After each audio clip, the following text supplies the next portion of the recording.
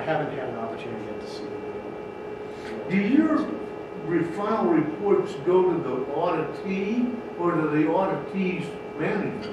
Mine go to the auditee's management, the auditee, and my management.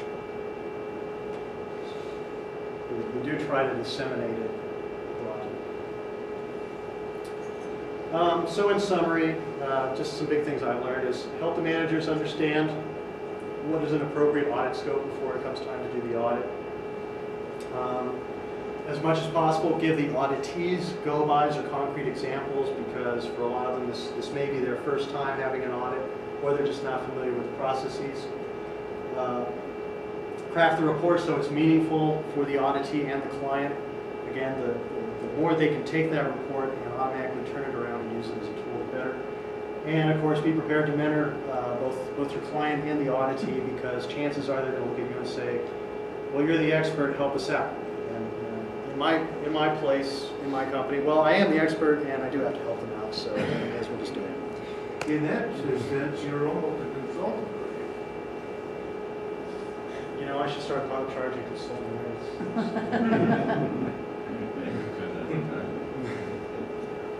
Well, that's the presentation. Thank you for listening. Just one more question now that you're at the end. So within your organization, how do you broadly share lessons learned? So I mean, a lot of these are great things that you can share amongst all of your other sites and facilities in your labs. So do you have any mechanism for sharing those lessons? We do. We have, one way we have is we put out red flag and yellow flag alerts, and they're either for health and safety issues or quality issues. And we can do that as an email blast through the company to say, here's an issue that we've determined everyone needs to be aware of. Another method is, our company, we have a leadership group that they're the technical discipline leaders. So we have geotechnical and geologic engineering, that's one technical group. Our construction materials testing and special inspection, that's another technical group. Each one of them has a technical discipline leader that I interact with, and we all sit on a committee. And so I work with them to help them understand, okay, here's what we're starting to see. And that way I use them as the vehicle to put that down through their practices. Because the practices will, if we've got the project teams, the disciplines cut across the practices, or the disciplines cut across the projects. And that way it's not stuff always coming from the quality assurance group, or the quality management person. It's coming from their technical leaders. They've already got a relationship with those people. And it just sort of helps to broaden the message. And then one more question, from a documentation perspective, because I'm sure in any industry, documentation is an issue. So how do you guys handle, what kind of mechanism do you have for document retention? Are you still housing paper documents? Are you maintaining documents on some sort of access control SharePoint location? For records, we use a secure internal network drive that's backed up, and that's where project records go. For projects that have to be dual stored, then typically we also do a hard copy set somewhere. We're trying not to do as many hard copies as we can. Just you can store a lot more electronically, and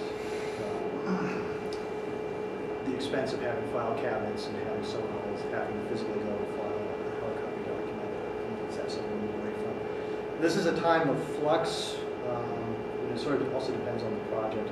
If you're on a construction trailer, there's going to be paper documents at this time, although we are starting to see more digital delivery of the design. I've had some places, well, the Green Line project was an interesting project.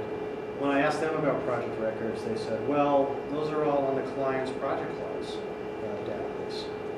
And I don't have a problem with signing project wise. My problem was, okay, so the client's got all of the records. What do you guys have for your records? Well, we don't need them. Well, what happens in the event there's litigation or, you know, any number of things? And that's still been an interesting one. But so There are people that are experimenting with different types of places for how you can house it. My preference right now is a secured access drive so that only the people that have administrative rights can get in there and actually alter the records or move them around.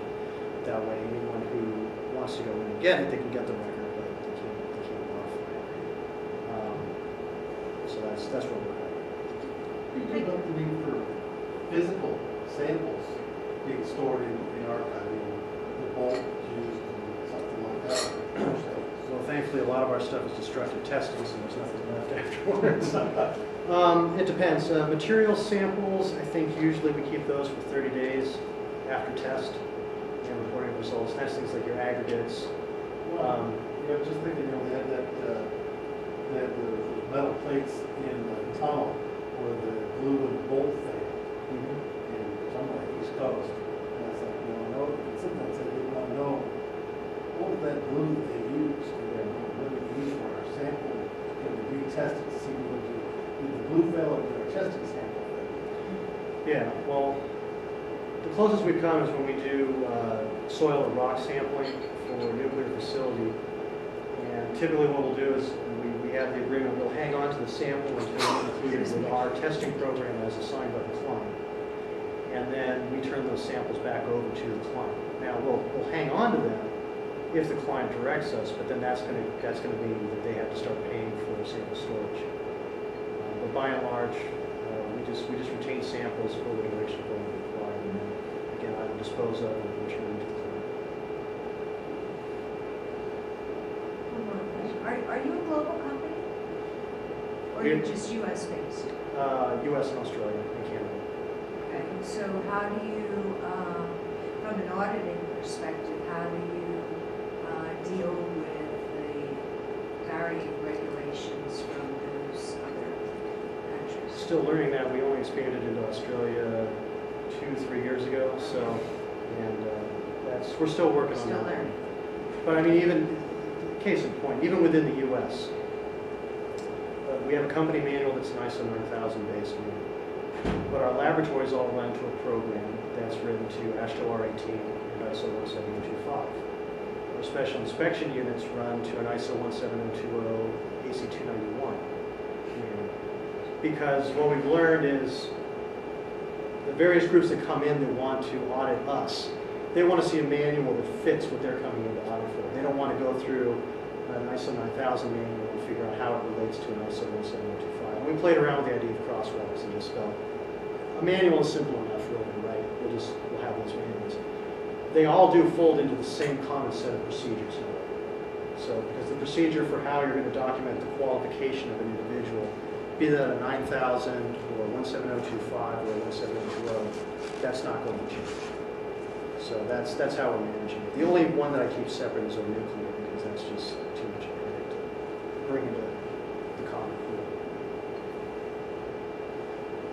That's fascinating. Thank you. All right, thank you. Here's a little bulldozer. So